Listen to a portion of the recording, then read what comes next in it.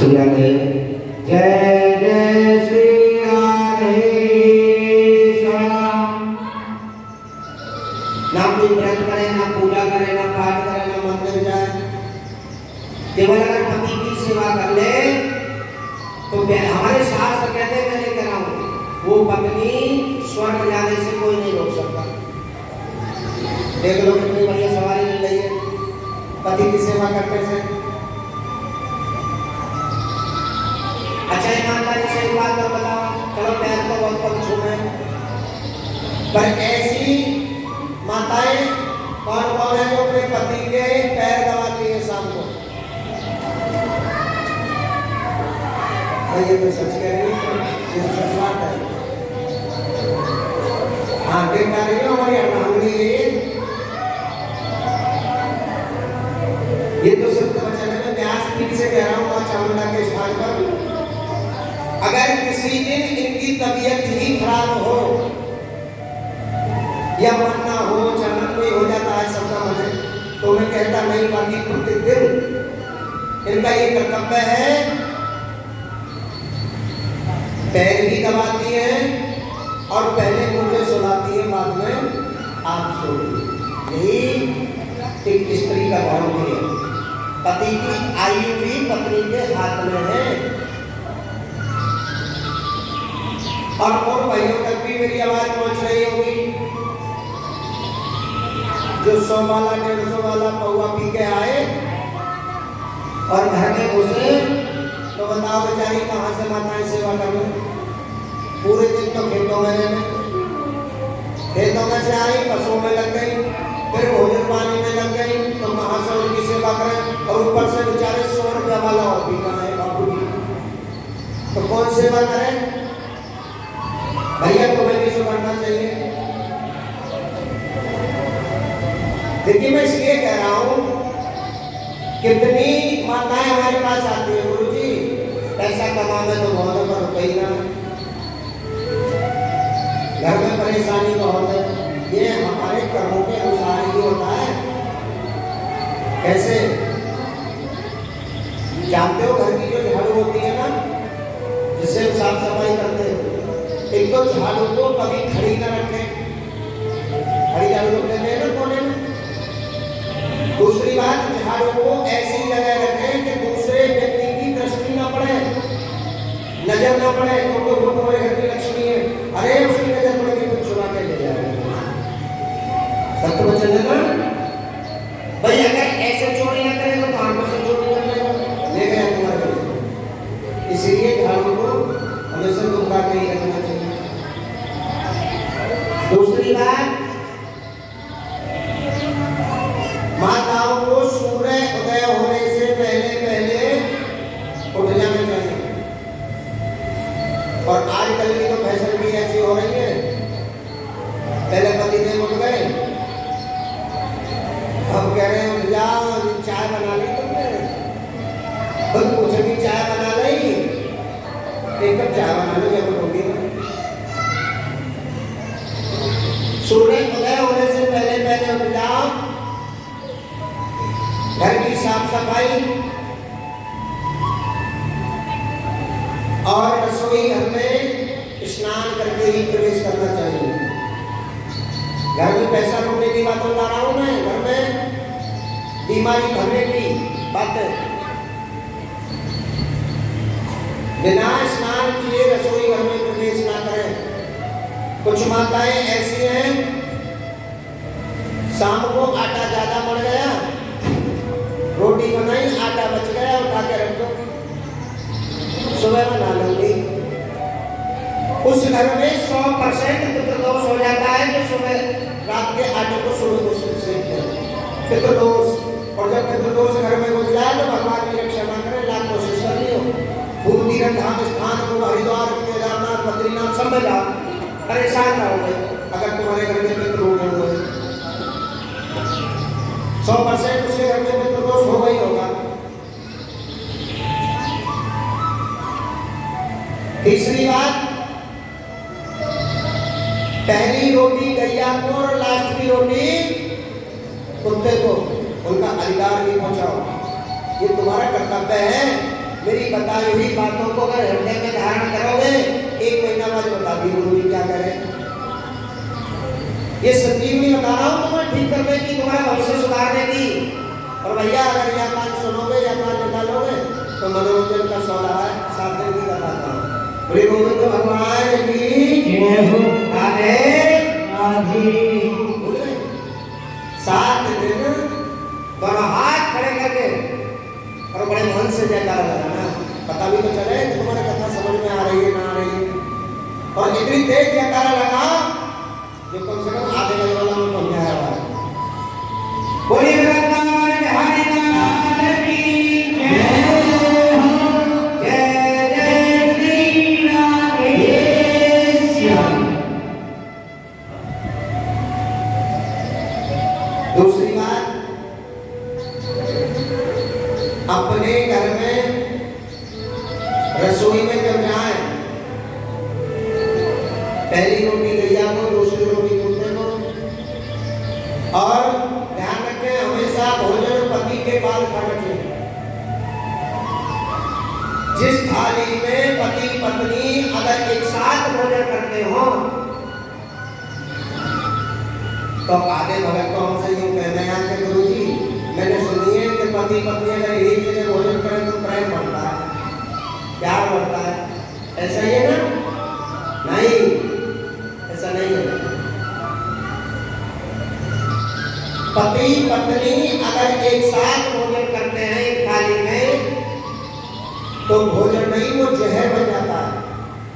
ऐसे मानो जैसे तुम जहर खा रहे हो, 100% तुम्हें बीमारी पैदा होगी अगर पति पत्नी एक साथ भोजन करें। और जिस थाली में पति ने खाया हुआ भोजन हो, उसी थाली में, उसी सब्जी में अगर पत्नी भोजन करती है तो इस शास्त्र कहते हैं कि वो चारों धाम का प्रसाद बन जाता है। गोविंद भगवान की जय। एक बात बताओ, जब चारों धाम का प्रसाद तुम्हारे घर बैठ आ रहा है नहीं आ रहा है, तो तुम कहाँ जरूरत पड़ी है हरिद्वार जाने की, केदारनाथ, बद्रीनाथ, गंगोत्री, यमुनोत्री जाने की? जब 4 धाम को प्रसाद मिलता हो तो वो घर ही।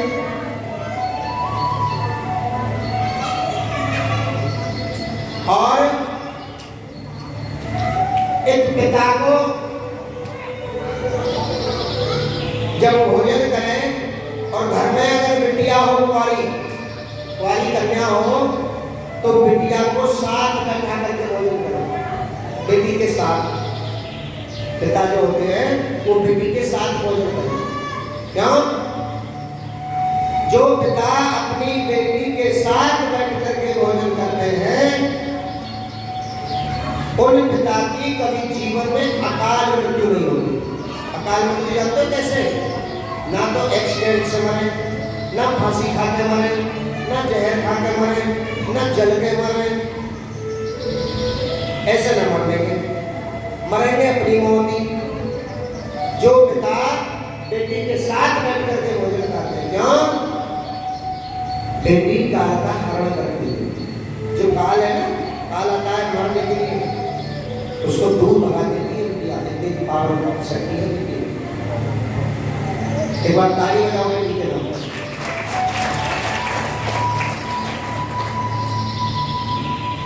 अगर हम इन बातों पर चले और इनका पालन करें तो जीवन में दुखी नहीं रहेंगे। रसोई घर में जब जाए तो मैंने ज्यादातर देखा है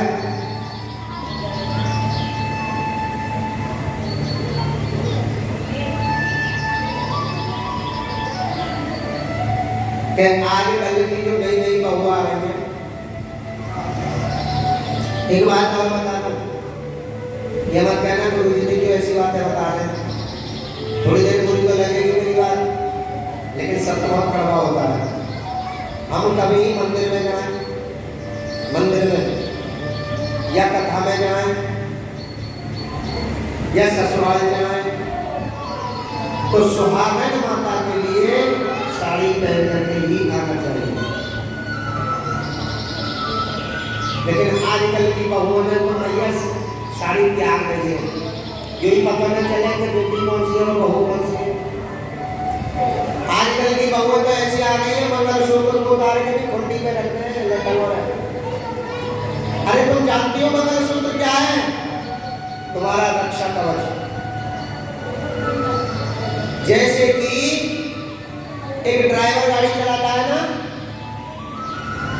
चलाता है ड्राइवर। अब पुलिस कभी पकड़ ले, हाँ भैया लाइसेंस दिखाओ। अब तुमको क्या पता गुरु जी है या ना, लाइसेंस ही तो बताएगा। अब हमने तुम्हें दिल्ली गजरौला में तुम हमें न जाने कब से जानते हो। ये हमारे पड़ोसी है, ये भी जाते हैं, इनके प्रोग्राम भी करा मान लेते हैं। योगेंद्र भैया हैं, वो भी जानते हैं, काफी लोग जानते हैं। लेकिन तुम्हें ये पता नहीं होगी गुरु जी का काफी अच्छी सुनाते हैं। क्यों? जब तक हम कुछ करके ना बताएं। अब तुम्हें पता चल गई। ऐसे ही मांगते हैं लाइसेंस दिखाओ। ऐसे ही माता के गले में जो मंगलसूत्र होता है ना, वो लाइसेंस का काम करता है। अगर तुमने मांग भी ना भर रखी हो, साड़ी भी ना पहन रखी हो, बिछुआ भी ना पहन रखे हो, अगर गले में मंगलसूत्र हो तो सामने वाला कहेगा हाँ भैया दुआ हो। लेकिन आजकल की बहुओं लोग गलती पर आ रही है, मंगलसूत्र मांग भर रही है, थोड़ी सी वो ले रही है। आजकल तो कुमकुम सिंदूर तो खत्म ही हो गए, कुमकुम ले रही, हल्की सी लगाई, बस हो गई। अरे मांग भरनी चाहिए, पूरी मांग। जानती हो हनुमान जी पर सिंदूर क्यों चढ़ता है? जानती हो? सीता मैया एक बार सिंदूर लगा रही थी, मांग भर रही थी, ऐसे करके हनुमान जी पहुंचे। हनुमान जी बोले मैया ये तो क्या कर रही हो? अब हनुमान जी तो बहुत चाह रहे भगवान को, राम जी को बहुत चाहते थे हनुमान जी। देखिए भक्त कितने हुए, लेकिन हनुमान जैसा भक्त कोई दुनिया में पैदा नहीं हुआ है। हनुमान जी बोले भैया ये तुम क्या कर रही? भैया बोले दास हनुमान नहीं सिंदूर लगा रही, सिंदूर। हनुमान जी बोले इससे क्या होगा? इससे तुम्हारे पतिदेव की, मेरे पतिदेव की, तुम्हारे प्रभु की आयु बहुत लंबी होगी, वो हजारों साल जिएंगे। हनुमान जी बोले अच्छा ऐसा भी होता है क्या? बोले हाँ। अब हनुमान जी भागे भागे गए और जितना भी सिंदूर देखा हनुमान जी ने, बहुत सारा सिंदूर रखा था, सब उठाया और पूरे शरीर पे लपेट लिया हनुमान जी ने सिंदूर। और सिंदूर लपेट के आगे बोले मैया देखियो। और मैया ने पीछे मुझे कह रहा है हनुमान बेटा ये तुम क्या करके आए हो? हनुमान जी ने जवाब दिया मां जब सिंदूर भरने से प्रभु की आयु हजारों साल ज्यादा होगी तो मैं तो सिंदूर पूरे शरीर में लपेट के आया हूँ। मैं तो चाहता हूँ मेरे प्रभु हमेशा अमर हो जाए। बोले हनुमान जी महाराज की जय। इसलिए कुछ बातों का विशेष करके ध्यान रखें माताएं। और एक बात और, आजकल की नई नई बहु आई है, देखिए कभी माता पिताओं में है, बच्चों में कमी नहीं है। आजकल के जो बच्चे शैतान हो रहे हैं, नटखट पैदा हो रहे हैं, ये माता पिताओं की तो कमी है। अब आजकल की बहुएं माएँ क्या करती हैं, रसोई घर में गई, घर में बेटी है या बेटा है जो भी है, और रसोई घर में फोन पर चला के रख दिया, कानों में लगा ली एयरफोन और गाने चल रहे हैं कौन से, और बोली आई और सो जावे ये कहाँ है रावण मस्ताना। ताली बजाओ एक बार ढोलक वालों के नाम। कैसे कैसे गाने चल रहे हैं, यही तो चलते हैं ना, फिल्मी गाने चल रहे हैं, ऐसे ऐसे गाने सुनेंगे। अब जब तुम गाना सुन रहे हो कि गोली नींद नींद आई हो सो जावे सजना, अब आटा भी मार रही हो, आटा भी मार रहा है और गाना चल रहा है कि गोली नींद आई हो सो जावे। अब भैया जो भी आटे को जब तुम रोटी बनाओगे ना, जो भी उस रोटी को खाएगा वही कहेगा गोली नींद की आई हो सो जावे। जैसा खाओगे अन्न वैसे ही होगा। भाई जब तुम्हारे मन में यही गाने चल रहे हैं तो जो अन्न को खाएगा ऐसे ही गाने उसके मन में। अब माताओं को क्या करना चाहिए? जब आटा मारे ना, आटा मारे या झाड़ू लगाए घर में झाड़ू लगा रही है, कोई बात नहीं, गाने सुनो, लीड लगा के गाने सुनो, लेकिन गाने कौन से? अरे भिलनी समाज रासिका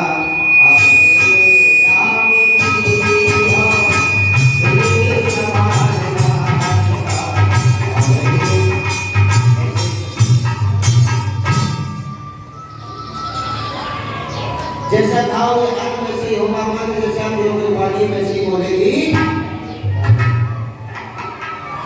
तो हमें कुछ इन बातों का विचार करना चाहिए, तभी तो हमारा जिंदगी पवित्र होगी। आइएगा, देखिए सबसे सर्वप्रथम 5 मिनट की कथा है गोकुल की, और आप उनको देखिए तीसरे खंबे पर दिख रहा होगा एक काले कपड़े में बांस बना हुआ है, पीछे बना हुआ है काले कपड़े में बांस दिख रहा होगा सबको। इस बांस को तुम साधारण मत समझना,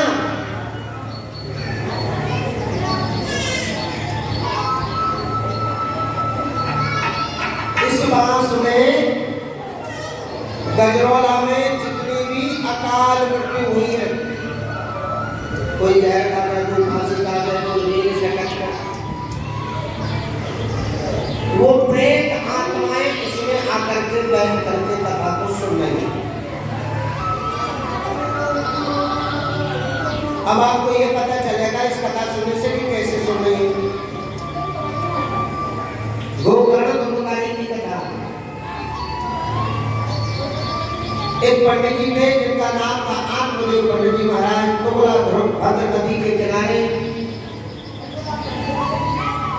उनका महल था, बड़े विद्वान पंडित, पूजा पाठ कर्म कांड करने वाले, बहुत संपत्ति थी उन पर, पंडित जी पर, लेकिन दुर्भाग्यवश कि कोई संतान नहीं। अच्छा, इंसान को सबसे बड़ा दुख कब होता है? जब संतान ना हो, ये सबसे बड़ा दुख है।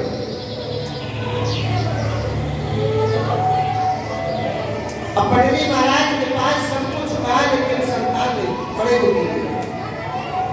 एक दिन रोते रोते घर में, ध्यान से सुन ले जो पीछे बैठी है, थोड़ी थोड़ी आगे आ जाओ, अरे आगे आ जाओ, देख रही थी, आगे आ जाओ थोड़ी थोड़ी। घर में अगर तुलसी का पेड़ है, ध्यान से सुन लेना, तुम्हारे घर में अगर तुलसी का पेड़ है और तुलसी का पेड़ अचानक सूखने लग जाए तो समझ लेना कि हमारे घर में परेशानी शुरू हो गई। ये विपत्ति का समय है, दुख का समय, यानी कष्ट का समय तुम्हारे घर में प्रवेश हो गया। जब तुलसी का पौधा सूखने लग जाए, तुलसी की महिमा तुम जानते नहीं हो कितनी बड़ी है। तुलसी का पेड़ अगर सूखने लग जाए तो समझो कोई समस्या शुरू हो गई। दूसरी बात, पंडित जी के घर एक गौ माता थी, वो बांझ हो गई। पंडित जी बड़े परेशान हो गए। एक दिन रोते रोते जवान जंगल में पहुंच गए और बैठ करके रो रहे थे पंडित जी महाराज। इतने में कि उधर से संत आए और संत ने पूछा, अरे पंडित जी महाराज तुम कैसे? और जैसे ही पंडित जी ने संत जी को देखा और पंडित जी ने जाकर के ब्राह्मण को संत के साधु के पैरों को पकड़ लिया। जब पैरों को पकड़ लिया, संत जी ने उठाया कि उठो, ब्राह्मण देव उठो। बोले नहीं, मैं उठूंगा नहीं।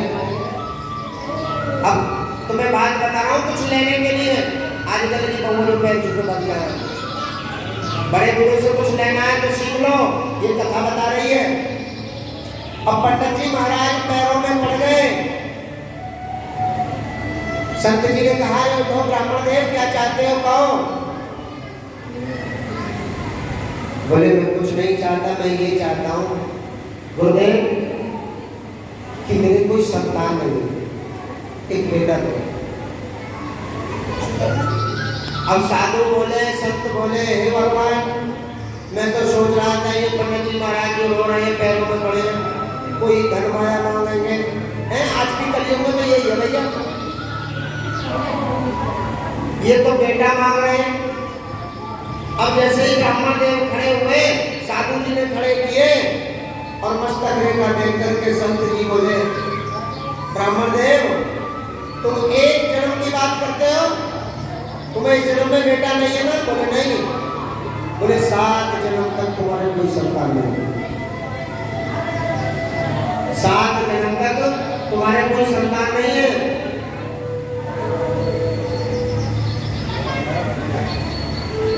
बोले महाराज मैं नहीं चाहता, मुझे एक संतान चाहिए।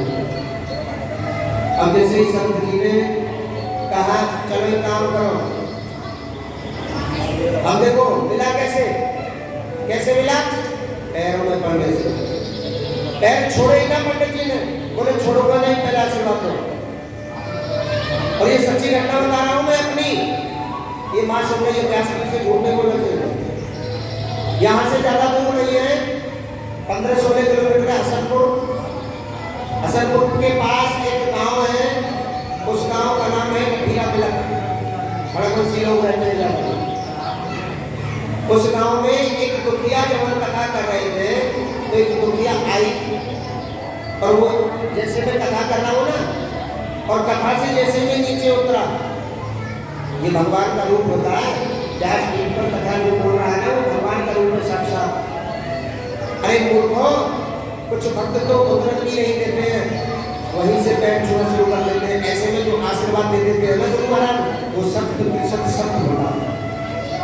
जो भी तुम्हारे मन में अभिलाषा है उस चीज का, जो तुम आशीर्वाद लेने आ गए गुरु महाराज से, तो कृपा हो जाती है। अब वो आके मेरे पास रोई, मैंने कहा माता चुप हो, बताओ क्यों रो रही हो? बोली गुरु जी मेरे पास 6 लड़की है, आज भी है वो 6 लड़की है गुरु जी, कोई बेटा नहीं है। यहाँ तक मेरी दौरानी जेठानी मुझे जीने ना देती, अपना लल्ला का खिला देने में वो बड़ा दुख हो गया। हम नीचे उतरे और जैसे ही वो पैरों में पड़ी रोने लग गई, मैंने पूछी आशीर्वाद दे दिया, जाओ पुत्र हुआ, तुम्हारे पुत्र होगा। बोले गुरु जी मैं क्या करूं? मैंने कहा एक नारियल और गोला लेके आ जाओ। कल वो नारियल और गोला लेके आ गई। ठाकुर जी की ऐसी कृपा हुई कि हम अगले साल जब कथा करने गए ना, तो छोटे से लाला को लेकर और मेरी गोदी में लेके आ गए, गुरु जी तुम्हारे है। ऐसी कृपा करे ठाकुर जी की। लेकिन राम नाम के हीरे मोती में बिखराऊं गली गली, और ले लो रे कोई राम का प्यासा, शोर मचाऊं। कथा सुनने सब आते हो, लेकिन फल कोई कोई लेके जाता है यहाँ से, जिसके पास ये दिमाग दिया भगवान को लेके जाता है। अब ब्राह्मण देव का पैर, गुरुजी ने कहा चलो जब ऐसी बात है, तुमने बहुत दुखी हो। गुरुजी ने झोली में से फल निकाला। अरे आइए श्रीमान जी, अनिल पंडित जी, ये 50 रुपए भगवान की पावन नई कथा में दान करते हैं। सदा ही जयकार हो, कल्याण हो। पंडित जी ने, गुरु जी ने फल निकाला और फल दे दिया पंडित जी को। ये फल अपनी पत्नी को खिला देना तो कितनी प्राप्ति हो जाएगी। अब पंडित जी बड़े खुशी हुए, पंडित जी खुशी हुए और एकदम से दौड़े दौड़े आए, और जब दरवाजे पे आए बोले सुनती हो पंडिताइन, सुनती हो? अब तो पंडिताइन बड़ी खुश हो गई, बोले आज तो मेरे पंडित जी बोले हैं कुछ अच्छा मान लेके आए गाँव बस्ती से, हीरे जवाहरात लेके आए होंगे। अब है देखो सुनती हो, मैं तुम्हारे लिए बहुत बढ़िया तोहफा लेके आया हूँ। पंडितानी बोली काल आए महाराज, जल्दी दिखाओ, कभी 9 लाख हाथ लाए हो। अब पंडितानी ने जैसे झोली में हाथ डाला, बोले दो फल करो। बोले हे भगवान, मैंने कभी फल ना खाए, तुम वो फल लेके आए हो, लेकिन अरे अच्छी चीज लाया हो। पंडित जी बोले इसको खाने से पुत्र की प्राप्ति होगी, तुम्हें बेटा होगा। पंडिताई बोली मेरे पंडित जी तो है बाप रे, संतान के चक्कर में भाग रहे हैं, बताओ कहीं फल खा के कहाँ बेटा पैदा हो रहे, मूर्ख थी वो। अब अपनी बहन से जाके बोली नहीं मेरी पंडित जी तो हो गए बाप रे, एक काम कर। बोले हाँ तेरे कोई बेटा हो, अपनी बहन से कह दिया तेरे कोई बेटा हो तो मुझे दे दिए, मैं कह दूंगी पंडित जी से होगा फल खा के बेटा। और मैंने खाई फल, अब उस फल को ले जा करके और गौ माता को खिला दिया, खुद ने न खाया। भगवान की कृपा हुई, गौ माता फल को खा करके गर्भवती हो गई। गौ माता ने समय आने पर एक बहुत सुंदर पुत्र को जन्म दिया जिसका नाम रखा गया गोकर्ण जी महाराज। बोलिए गोकर्ण जी महाराज की जय। और पंडिताई ने अपनी माँ से जो बहन से कह दिया तो कुछ दिन के बाद एक पुत्र पैदा हुआ जिसका नाम रखा गया दुर्गकारी। दुर्गकारी किसका नाम है? जो गलत काम ज्यादा करता हो उसे दुर्गकारी कहते हैं। अब दुर्गकारी जैसे जैसे जवान हुआ तो जुआ खेलने लगे, शराब पीने लगे, यहाँ तक वैश्याओं के पास जाने लगे दुर्गकारी। लेकिन बात और बताऊं, जिसके एक बेटा हो ना उसके बिगड़ने के चांस 99% रहते हैं जिनके एक बेटा होगा। इसलिए समय रहते अपने बेटा को संस्कार दे दो। देखिए हम अपनी बात बता रहे हैं, हमारे पास 2 ही बच्चे हैं, एक बेटी है एक बेटा है। जो बेटा है वो आज भी हमारा वृंदावन में पढ़ाई करता है, उसे 9 साल हो गए हमारे बच्चे को। ये देखो गुरु जी के यहाँ तो एक ही बेटा है और 9 साल पहले दे दिया तो कितना छोटा सा होगा। इसे कहते हैं तपस्या, एक पिता की तपस्या और एक माँ की तपस्या। पिता तो भेज सकता है, क्या एक माँ अपने बेटे को जुदा कर सकती है? वो भूखा रह रहा है, वो प्यासा रह रहा है, वो कैसा रह रहा है।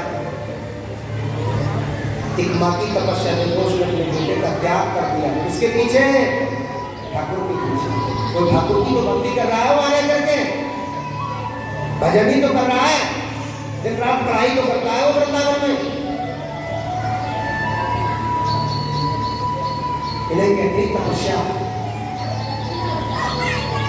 जानते हो पढ़ने वाले बच्चों के लिए काक चेष्टा तपो ध्यानम श्वान निद्रा तदेव च अल्पहारी इत्यादि विद्यार्थी पंच लक्षण। जिनके पास 5 लक्षण हैं विद्यार्थी के पास वो तो विद्यार्थी है, और जिनके पास एक भी लक्षण ना तो वो विद्यार्थी ना। कौन कौन से? काक चेष्टा, संस्कृत में कहते हैं काक को कौवा। काक चेष्टा कौवा जैसी चालाकी होनी चाहिए पढ़े लिखे बच्चे में। जो पढ़ने वाले बच्चे होते हैं ना वो ध्यान से सुन लो। काक चेष्टा कौवा जैसी चालाकी, पको ध्यान बगला जैसा ध्यान। बगला अगर बैठ जाए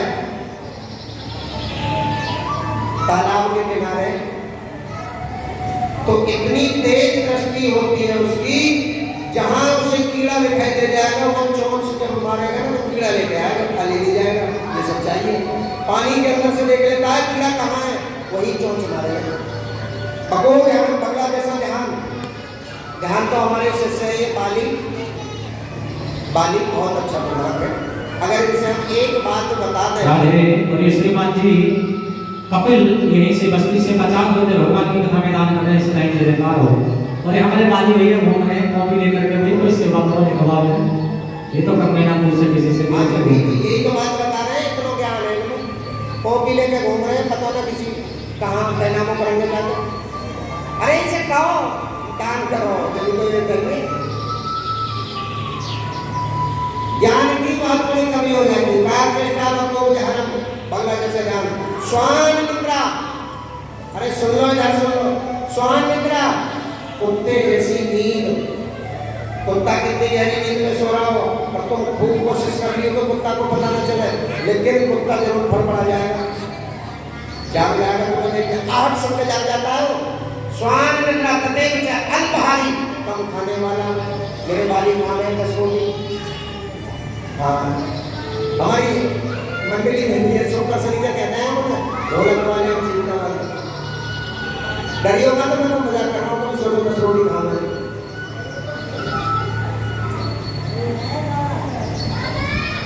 श्वान निद्रा अल्पहारी ग्रह त्यागी, घर को छोड़ने वाला। तो बताओ 5 लक्षण में से चाहे कोई लक्षण ना हो, लेकिन हमारे बच्चे ने घर तो त्याग रखा है। घर छोड़ के देखो, जब पढ़ाई होती है बेटा, घर में रहकर के जीवन में तुम सक्सेस नहीं होने के। जो बच्चा बाहर पढ़ाई करने चला जाता है और उनसे पढ़ाई करता है, 100% उसकी नौकरी सरकारी लगती है।